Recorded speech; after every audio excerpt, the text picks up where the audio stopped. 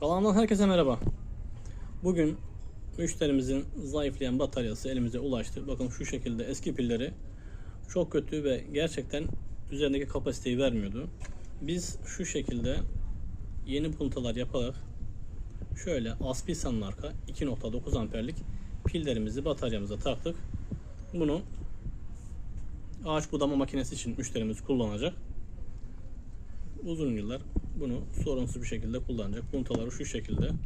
Burası da şu şekilde. Buraya yine yalıtımla kapatacak.